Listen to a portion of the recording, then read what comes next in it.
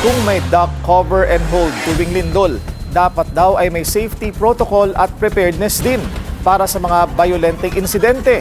Yan ang agenda report ni Francis Folve. Maituturing na bilang krisis ang school violence ayon kay Senate President Win Gatchalian. Kasunod yan ng pananaksak sa grade 9 student sa San Carlos City, Negros Occidental. Isang araw lang matapos ang malagim na school shooting sa Tacloban at dalawa ring stabbing incident sa Cavite. Kasado na ang resolusyon ng SP para imbestigahan ang mga insidente at mapatatag ang kaligtasan sa mga paaralan. Panahon na rin daw para repasuhin ng DepEd ang security measures sa mga campus sa buong bansa.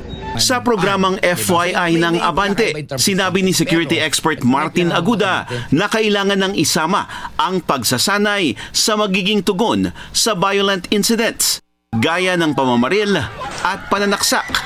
Laman lang ng balita to sa Amerika, pang araw-araw, every week. Di ba? Ako'y nagbabakasyon din naman dyan sa Amerika. At nakikita natin talaga, no? At as an emergency manager sa aking profesyon, yan yung pinagdadasal ko na hindi sana mangyari.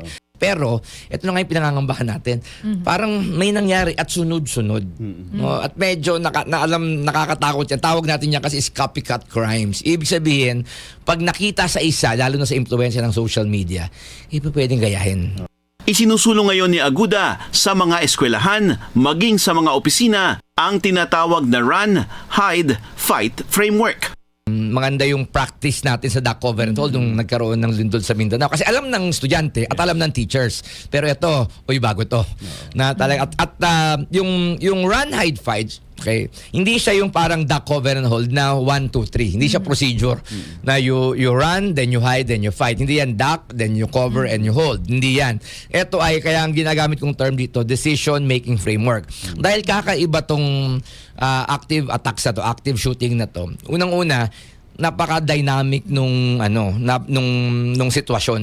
No, hindi mo alam saan ba nanggagaling yung attacker o yung tunog, no? Nung firearm, di ba? Hindi natin alam kung saan nanggagaling yun. So, napaka-importante yung decision maker at i-emphasize ko na naman nung teacher. Kasi if we're talking of school kids, matatakot talaga yan, di ba? Ang key dito is yung importansya ng presence of mind, yung training ng mga guro, yung teachers.